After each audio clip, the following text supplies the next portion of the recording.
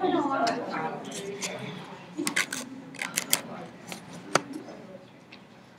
Okay, so I have the exams, so you can come grab yours if you didn't grab it yet at the end of class.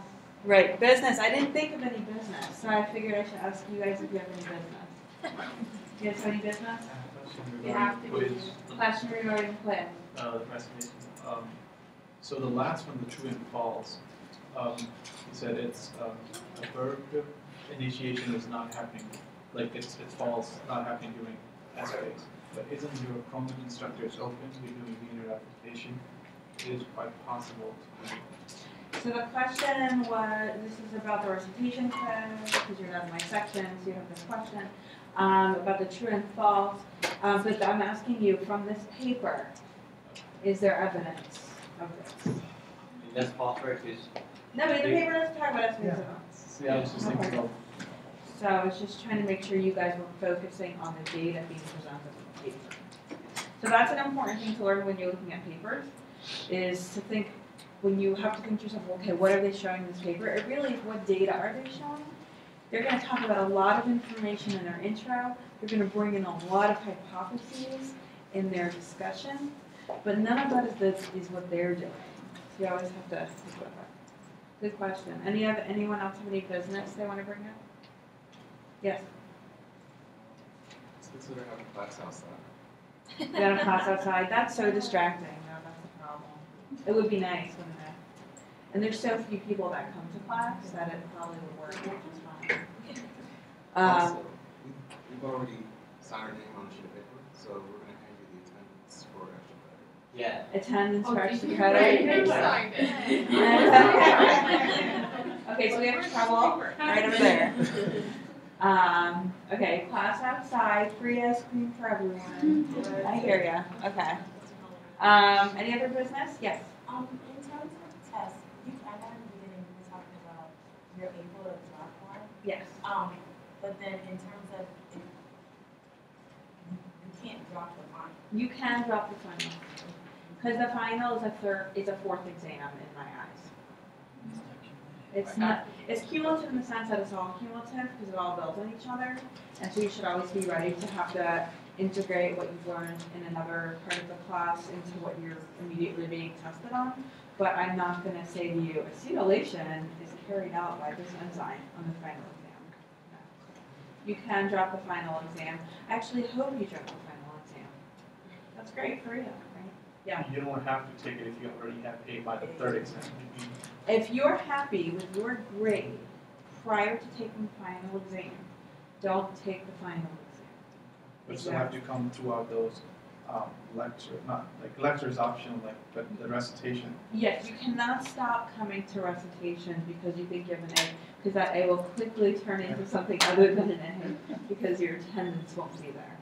Exactly. And one more. Last.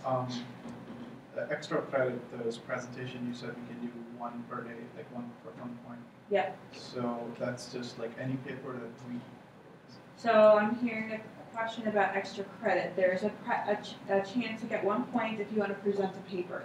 You need to choose a paper that has to do with what we are directly covering in class. Okay. It has to be recent. It has to be exciting. It has to be in a good journal. So no, I just had a friend who was presenting something in like the Journal of Applied Gerontology.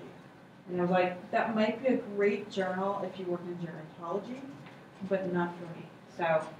So you have to pre-approve it with me. So I will make sure it applies to this class, it's new and exciting, and that it's in a good journal. But anyone is welcome to do that, but you need to schedule it with me so I can make sure this time for you in the beginning of lecture. That applies to everyone. So if you're like in freak out mode about your grade, start looking for papers to present, and all you have to do is do 3 PowerPoints. Yeah, no, like a few PowerPoint slides. One is, intro, main message of the paper, 1 PowerPoint slide. 2, this is what they show. Here's a figure. Here's what they're showing in this figure. Explain the figures, and then, that might be 2 or 3 slides, and then conclusion. This is what they showed, and then relay it back to the class, of course. This is why it has to be. How many points is that? 1 point. You could do it every day though, right? Calculate the number of lectures left. Do that every single day, and you can get an A, right? Where are the A grubbers? A grade grubbers, there you go. Every day, I want to see you up here. Okay, anything else before I move on? Okay, good. So from now on, I'm going to let you guys choose the business. Okay. This is what we've done so far. General basics about transcription and processes. What does DNA look like? What does RNA look like? How are DNA and RNA polymerases different?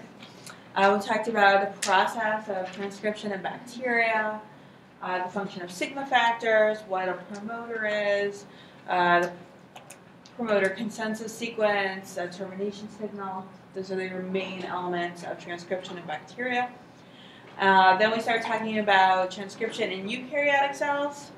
We talked about general transcription factors, how they're needed to essentially recruit and orient RNA polymerase, the promoter, a mediator that helps to communicate between the general transcription factors and other transcriptional activators that might be in enhancer regions far away. Histone modifying enzyme, nucleosome remodeling complexes, those all kind of come into play here. And this is where I say it's not cumulative final, but it is. Because if you forgot what a nucleosome remodeling complex is, that's not good.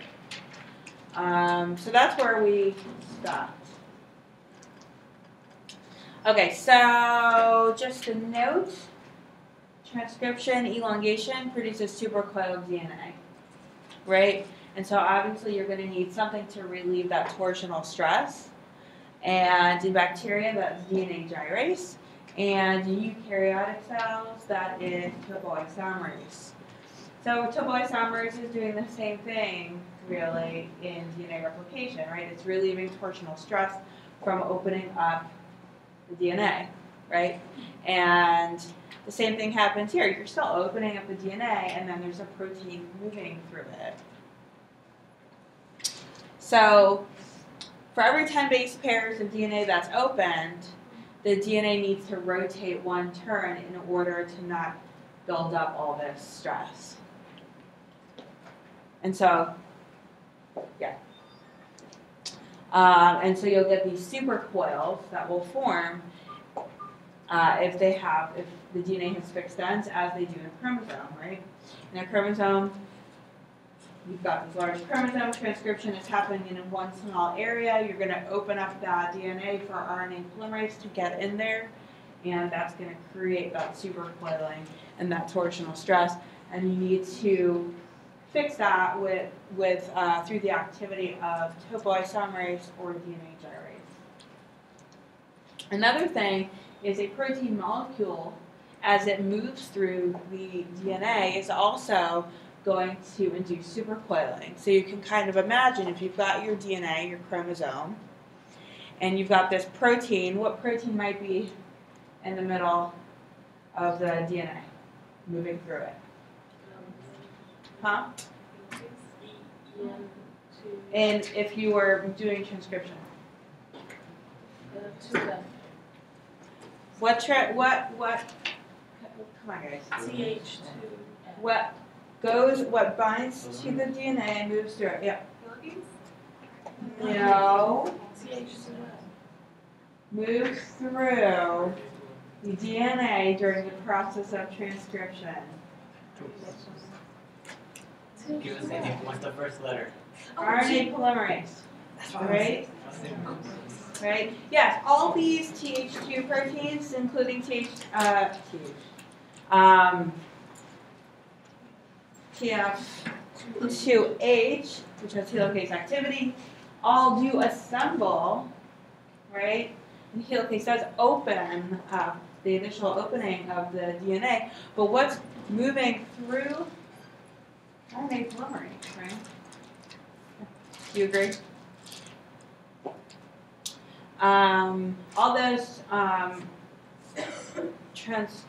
those general transcription factors, do they stay bound the whole time after recruiting RNA polymerase? No. Okay, so as this, you can kind of imagine, as that moves through, you're going to get this supercoiling, Okay. So that needs to be resolved by topoisomerase or DNA genetics. Yes. Go for it. Go for it. What's the difference between the negatives? If it's in the front or in the back, it's the way that it's turned, the way that the supercoiling is happening. Oh, so whether it happens in the front of the protein molecule or in the back? Yeah. And both of them are supercoiling that needs to be relieved. Okay. So we have all our general transcription factors that have assembled at the promoter. They've brought in RNA polymerase. And now it's time to actually begin the process of transcription or RNA synthesis. Does this process look familiar here? Have you seen it before? What's it similar to? Yeah, DNA synthesis. It's really the same reaction, right? You have a magnesium in your enzyme that helps to hold everything in place, and then you've got your nucleotides that are going to come in and then be added to the growing strand of RNA. And so you're going to have base pairing between your DNA template strand and your RNA, right? Because that's how you know which base to add. And then you're going to have that nucleophilic attack between your 3' OH and your phosphate, your alpha phosphoryl group on your triphosphate.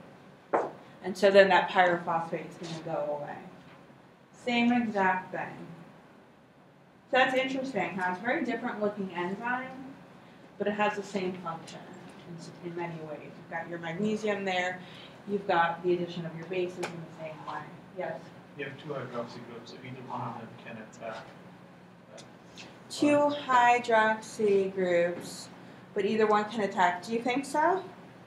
Do you think one is more likely to attack because it's closer? So yeah, so you're pointing out that you've got this hydroxy group and this hydroxy group, and you're wondering why that one's attacking and not that one, right? And so I'm not 100% sure why one is attacked more than another, but my guess is that the orientation of your DNA and your incoming nucleotide within the enzyme makes it so that one of them is in closer proximity to your incoming base. That's my guess. Do you buy it? I mean, it makes sense because it's closer, but I will go back, I will like look through it just to kind of make sure. Okay, I want you to come back to me and tell me what you think. Because no, that's a very valid question, and I think we need a biochemist here who can talk about it and think about it more deeply than me. Does anyone have any thoughts on that? Why one OH is more reactive than the other OH? Huh? No. Does anyone have any hypotheses? Because really, your incoming base is kind of positioned because it's base pairing, right? Yeah. Based on organic chem stuff, because of the other molecules that are attached around it, into it, it pulls strength from it away from it, so based on it, that's what it. So you think that hydroxy is more It's more reactive. Reactive than all the other ones, because of the proximity of where it is on the chem. so where it is on the ring makes it more reactive. Okay. But what do you think? You buy it? I mean, it kind of organic, yeah, that's kind of makes sense if it's much more reactive. And does that have to do with at all with this Yeah, having an extra. over here? It's pulling Here. We need, and this is where like, so who's taking biochemistry? Anyone? Are you guys learning about this kind of stuff at all? Well, we just got through like enzymes, but we haven't really gone over like any of this yet. But like the sterics of it all would make it that logical, because you don't want that phosphate group like closer in towards the rest of it. So Okay. So, I love when I get these questions because I just took this as a given. And so it's nice to have a student ask me to think about it a little bit more deeply. Okay, so biochemistry, as soon as you learn this, if you learn this or ask, are you thinking Dr. Weldon? No, I have Dowdy. Okay, so let me know. She's an organic chemistry biochem professor, so she'll totally know. Okay, so you report back, please. Yes. Okay, so we'll get an answer. Okay. Okay, so let's compare transcription in eukaryotic cells versus bacteria. Is it different? So what happens in the whole process of transcription, not just transcription, I shouldn't have said this. I should have said transcription and processing, really, because that's where a huge amount of difference is, right? So what happens, yeah? Sorry, You're going to start comparing, weren't you? You couldn't wait. Compare. What's different? Go ahead and start comparing. What's the difference between bacteria and eukaryotic cells? is intron splicing. So introns, are there any introns in bacteria? No. Right, so you don't have any splicing. Right, what else? Sigma Right? Sigma factors, are there any sigma factors in eukaryotic cells? What's the analogous in function to sigma factors? General transcription factors, title binding protein, TF2E, yeah? Yep. Eukaryotic polyadenylation happening before you do nucleus in bacteria. Right, so there's no capping or polyadenylation in bacteria. How do RNAs get out of the nucleus in bacteria? Five times. In bacteria? Yeah, there is no nucleus. There is no nucleus. That was a trick question. Good job, guys. You guys paused a little bit too long. You guys supposed to be like, boom! I knew this. That's going to be the extra credit on the next exam. If you weren't paying attention, that's it. Okay, good. Different. In eukaryotic cells, transcription is coupled to RNA processing. What does that mean? What do you mean it's coupled to RNA processing? Goes together, one doesn't happen without the other. What else does it mean? What do I mean by RNA processing? What am I talking about? Modifications. They're kind of happening at the same time. Okay, right. So processing is happening at the same time as transcription. And you're saying, I heard you say splicing? Splicing is happening at the same time as transcription. What else is happening at the same time? Capping, poly-A-tail. Great. So does anyone remember how this happens? I'm going to teach it to you, but I just wonder who read this for the quiz and was like, oh my god, this is one of these mind-blowing moments for me when I was learning whole bio. CT domains, you create the appropriate kind of protein. Right, so the C-terminal domain of RNA polymerase is kind of like a docking site for all these factors that participate in processing. Now all kind of hang on there and are recruited based on the phosphorylation status of the C-terminal domain. And so that's really close to where the fish poop is coming out. Someone was like, oh, it was so funny when I was listening to that. Go back to the fish poop. Right, so as it's coming out, it's really close to that C-terminal domain. And so when you've got these people who are just like, it's really just about using the word poop in lecture. See? It works for my kids too. Preschoolers, college kids, you say poop, everyone giggles. It's fine. That's a way to get everyone to wake up. If anyone's sleeping now, then they need to go away. No one's sleeping. Yeah. Okay, let's talk about this. Right, so you've got your processing. Really the only processing that can happen, well, I mean, I'm not an expert on bacteria. So I kind of put that out there. But often what you can have is these polycistronic transcripts, right? Which result in polyproteins that are cleaved. There's no intron being removed, but just in that one transcript, there's coding sequence for multiple proteins, and they're translated into one long polyprotein and cleaved. So that is processing, and that does happen in bacteria. Does that happen in eukaryotic cells? Uh-oh, you guys don't want to commit. Yes. So you just said there is a type of processing for prokaryotic transcription. So if you were to ask on the test, Is there any processing? I would give you more detail to work with. If I ask on a test, because it was now and now it's slightly. well, let me go back. So did I say no processing whatsoever? I guess in this picture you would say no processing, but in reality, you can have cleavage of different proteins from within this. Is the example So you're Huh? reality? Is the example reality? No, is the exam reality? Oh, it's so if I'm not going to ask you something this confusing on the exam, I promise. If I do, it'll be more confusing. So, Yeah. So in, basically what you're saying with here is once that's the prokaryotic mRNA is transcribed, that those proteins, that is one long chain and that is cleaved to make multiple other proteins. Right. Right.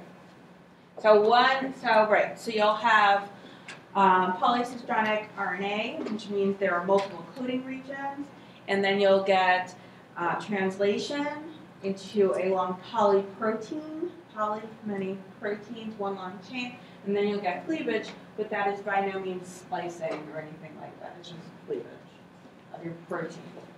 So it's totally different. But a eukaryotic mRNA, you've got your 5' cap, your 3' poly A tail, and then you also have splicing. See, here they don't show splicing. Isn't that interesting? And you have splicing. Okay. So, like we just talked about, this processing is coupled to elongation. Processing factors, wait 1 second. She went away. Processing, no processing in bacteria, because actually it's a protein that's being processed, the mRNA is not being processed. Okay? So there you go. So here's your RNA coming out over here, and then here's this C-terminal domain, and notice it's phosphorylated, and it's phosphorylated at different places. And remember, what does phosphorylation do? Like what? It activates things, but what else does it do? Think of it very general. When you phosphorylate a protein, what does it do? It changes its shape, so it's going to create a docking site for different proteins. So if you phosphorylate it, then suddenly capping factors combine. If you phosphorylate somewhere else, then splicing proteins will bind. If you phosphorylate somewhere else, then 3' and processing proteins bind. And so there's regulation of what's interacting with C-terminal domain based on the phosphorylation status. Yes? So now this is phosphor. Can you include sick hole in after box to degrade it if it were to present? So I just got asked a very interesting question, which is, if you phosphorylate your C-terminal domain of your RNA polymerase, will be recognized by SCF and degraded. And this is where I say, well, it's much more complicated than I teach it to you. So it's not just that SCF recognizes phosphorylated substrates. It's not like all phosphorylated proteins are combined to the F-box protein. It's in reality phosphorylation plus surrounding amino acids on the target protein that allow for interaction. It's a little more complicated. But like you can imagine, if you've got this protein-protein interaction where the only difference between not interacting and interacting is a phosphate group, that's a very nice way of regulating protein stability. Any other questions? That was good. I love it when people integrate from multiple parts of this pond. Okay. Okay, so here's the processing that we're going to be talking about: a 5' cap, splicing, and polyvenylation. So the first one is the addition of your 5' cap. Wait a minute. Sorry, there's something. Okay.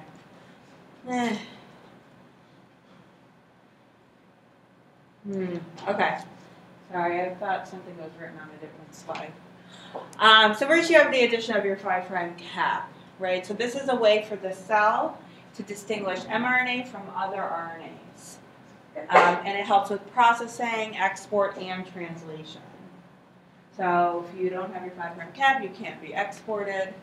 And you can't interact with your ribosome. So this is important. Remember we talked about some other RNA that is capped. Does anyone remember what that was? You guys read a paper about it. MicroRNAs, right. So microRNAs. So this is actually false in a way. Distinguish mRNA from other RNAs. Most other RNAs are not capped, but we did learn in that paper that microRNAs can be capped. So what are microRNAs transcribed by? Which RNA polymerase? RNA pol 2, right. And so it kind of makes sense when you think about this, right?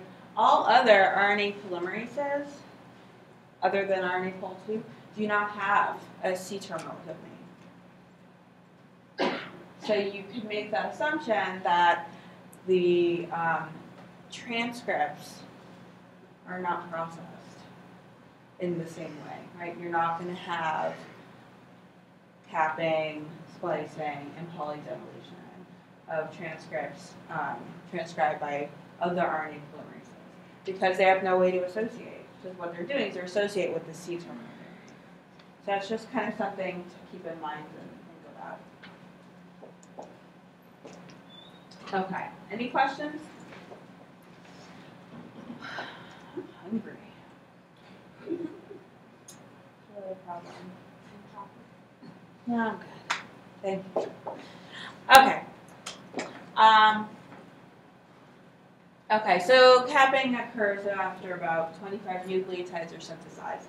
And again, this is consistent with the idea that processing happens at the same time as transcription, right? Only 25 nucleotides have been transcribed. Okay, so here's the capping reaction. So you're adding a 7-methylguanidine. Okay, and so you'll have your 5' end of your RNA transcript. And there are 3 enzymes involved: a phosphatase, a guanyl transferase, and a methyltransferase. And all 3 of these enzymes are interacting, binding to the C-terminal domain of RNA polymerase when it's phosphorylated on serine 5. Okay, I'm telling you it's phosphorylated on serine 5. What kinase is phosphorylating the C-terminal domain on serine 5? I want you guys to think about what we've learned about. Which kinase, or what protein kinase activity, is phosphorylating RNA polymerase C-terminal domain on serine 5? It's one of those. Huh? TF2H, right. So remember we talked about TF2H and that's right, kinase activity, and it phosphorylates the C-terminal domain of RNA polymerase. So that one does stay interacting, that is phosphorylating.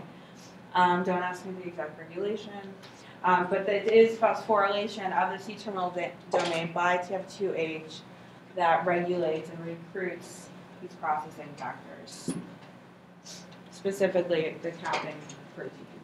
And so these 3 enzymes. Okay? So why aren't other RNAs capped? Like non-mRNAs? The RNA doesn't have a C-terminal domain?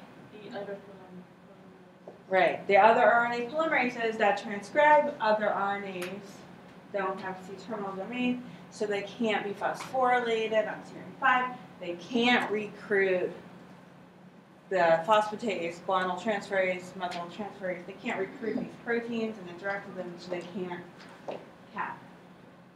That's why they're not capped. Okay, splicing. So splicing is just the removal of introns. You could have a small gene with small introns. You could have large genes with gigantic introns. Introns vary in size. Exons tend to be more uniform in size. I always make the mistake, and I know why, because in the textbook they do this too, of making introns and exons similar sizes, or making my my exons really huge, my introns small, but it's really the opposite. Your introns tend to be fairly small, like 150 nucleotides or so, and your exons tend to be much more variable. Exons? Nope. See? Did it again. Exons tend to be about 150, and your introns tend to be more variable. Okay, so we're going to learn the splicing reaction. I'm going to have people draw it out in recitation. I'm trying to decide if I'm going to, I think I'll do that next week because we just learned this. But it's an important thing to do because otherwise it just seems like, oh, this thing happens. But the basics are that there's 3 main points. Here's your 5' splice site. There is your 3' splice site. Oops, sorry, there's your 3' splice site, your 5' splice site, and your branch point. Okay? Those are your main components of your splicing reaction. So this branch point is an adenine. And the adenine has an OH group that likes to attack your 3' splice site, and so that forms an interaction there, so that leaves this free 3' OH, and that's reactive, and it reacts with the start of the next exon, and then it releases this lariat structure, and that is your intron being spliced out, and joins your 2 exons together. So that's just the basics of it. And you might ask to me, well, how are these splice sites recognized, and how do things that are seemingly so far away come together, right? Are you asking that right now? Right, I just told you sometimes introns are huge, and then I'm telling you this adenine is reactive and attacks this 3' splice site. Yes? Not trying to personify molecules, but how does the adenine know to attack that specific exon? Like, how does it know there's the exon versus the adenine? That's a good question. We're going to learn about that in the next few slides. Exactly. Right, because yeah, the adenine is not sitting there going, you. But it's true, there's a huge amount of specificity in this reaction. So the splicing factors that also interact with the C-terminal domain of RNA polymerase, they specifically recognize the branch point and the 3' and 5' splice sites. Okay, and they recognize them, and they also rearrange the RNA to bring things close together so these reactions can happen. Okay? Yes? Is it any adenine in the transport? No. Is it any adenine? No. There's a specific adenine. Yep, and we're going to talk about it. So now the questions that you need, these are all really good questions to ask because they're the kinds of questions that will make this make sense. Because you're asking right now is what regulates the specificity of the splicing reaction. So if you had to hypothesize of some mechanism that's regulating the specificity, what kind of molecules might be involved? Enzymes, maybe. Surprisingly, no. some kind of protein that binds. So there are proteins that are going to bind and recognize different components here. Kinases, no kinases, nope.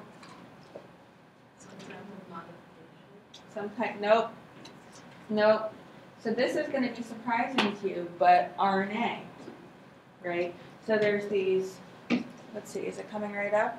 Well, we'll get to that in a minute. But as you're going to see, these, there are these snRNAs that are going to base pair with the specific splice sites.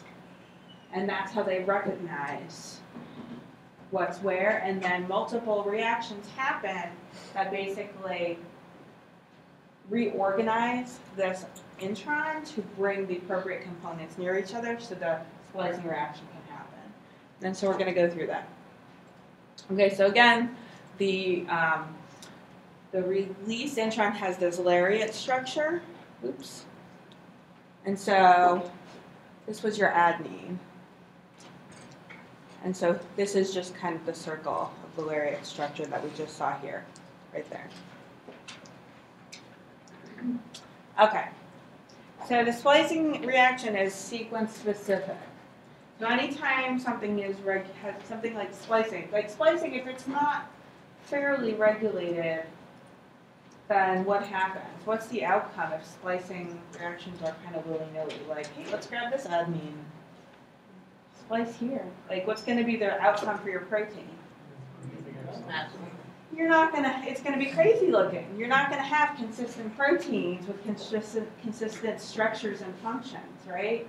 So you need to actually recognize splice sites fairly consistently and choose appropriate adenines to attack appropriate splice sites. Exactly, right. So it's sequence specific. So all introns are going to have a consensus sequence at the 5' splice site, at the 3' splice site, and at the branch point. The branch point is where that adenine is. Okay? And they're going to be recognized by different proteins and different small RNAs, and that's how the specific intron is removed, right? If it wasn't specific and it wasn't sequence specific, how else would the cell know where to splice? Yeah. What's the source of snRNA? Is it coming from the coding DNA sequence or the non-coding DNA? So what is the source of snRNA and all these other small RNAs, right? So is it coming from the coding sequence or is it coming from somewhere else? So it has its own genes, just like tRNAs, ribosomal RNAs. There are all these different RNAs that are not mRNAs, and they're encoded in the genome and transcribed by non-pol II RNA polymerases. Yeah. Okay, so splicing is performed by the spliceosome. So anytime people own things, it usually is just like a group of things working together. Spliceosome, that's a bunch of snRNAs and other proteins working together. Apoptosome. Does anyone have the apoptosome? What do you think that works in? Right. Anywho, so the spliceosome is made up of these snRNAs, small nuclear RNAs, U1, U2, U4, U5, and U6. And then these snRNAs, when they're bound to proteins and interacting with proteins that help determine their function and interaction with the RNA, that is called the spliceosome.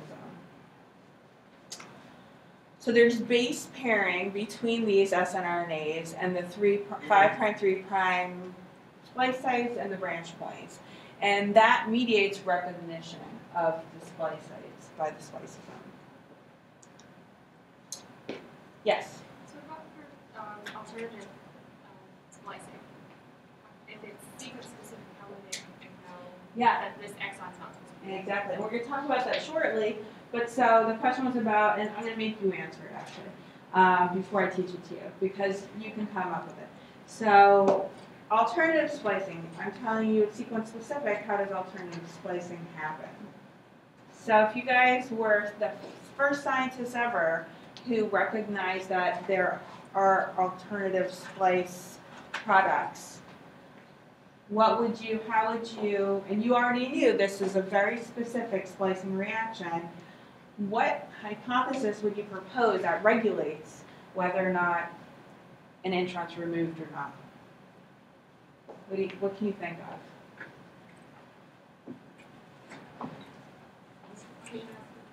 No.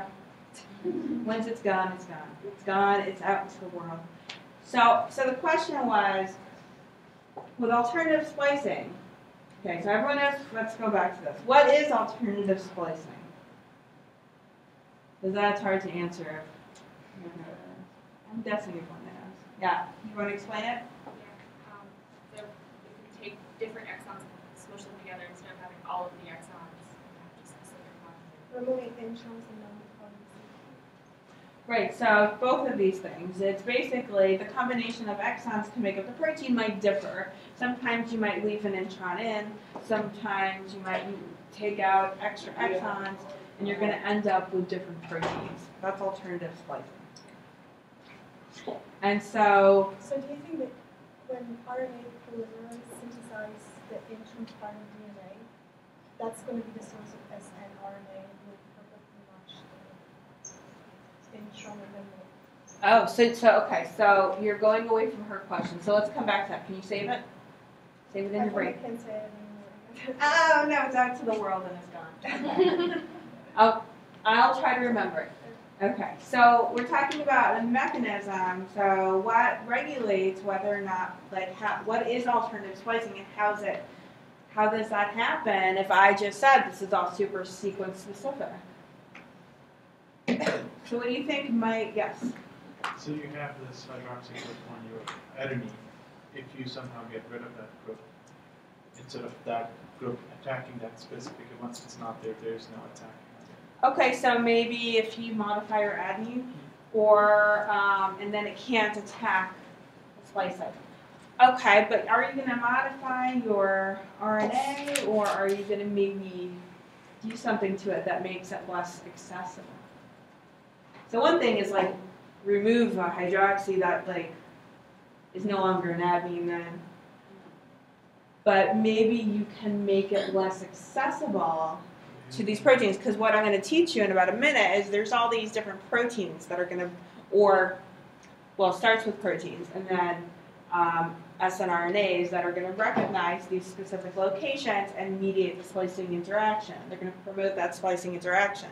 So you're saying, well, if you do something to your adenine so that it can't attack, then you're not going to get splicing there, right? Because that's the first step.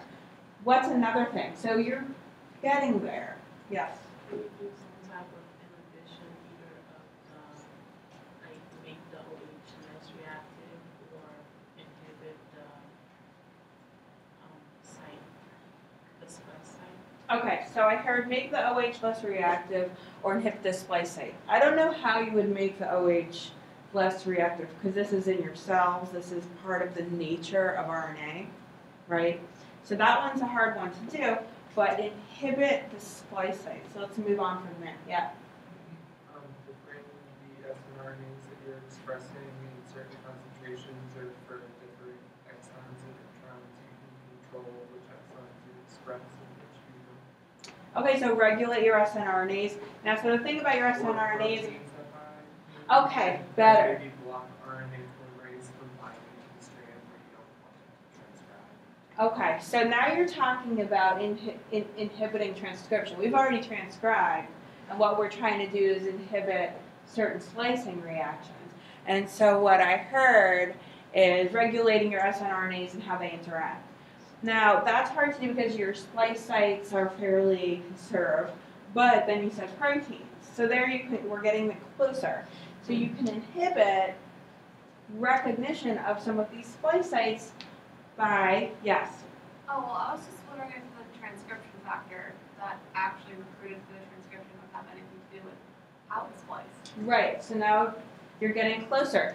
There are transcription factors or gene regulatory proteins that can bind actually to the RNA and can cover up and obscure a splice site.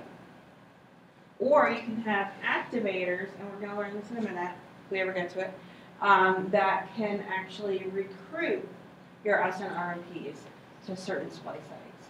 And so regulating the levels of those proteins can regulate alternative splicing. And so what we'll learn in a minute is there are like preferred splice sites, and then there are cryptic splice sites. And your preferred splice sites are the one that are going to get used first. And then if you cover up some aspect of that preferred splice site, then this cryptic splice site will be recognized, and that's where your alternative splicing can happen. Yes? Could it be also related to the type of protein around it? Like from the information you got, I'm guessing each specific protein would have a specific sequence.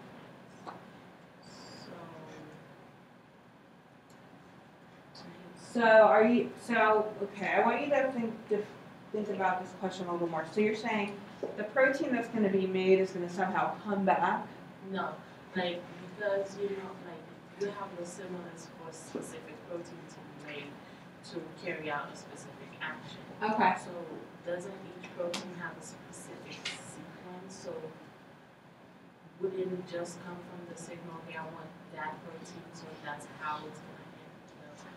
So you're saying, does the signaling affect which splice product is made, right?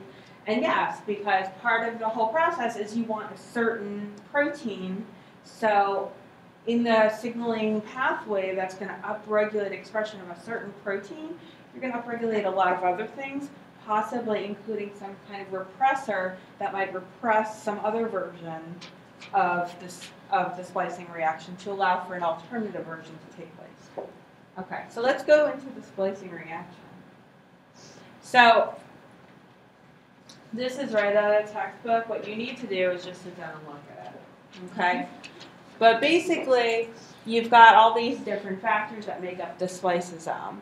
So you've got your U1 SNRMP.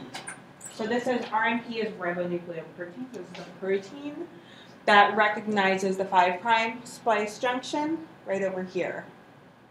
And then you've got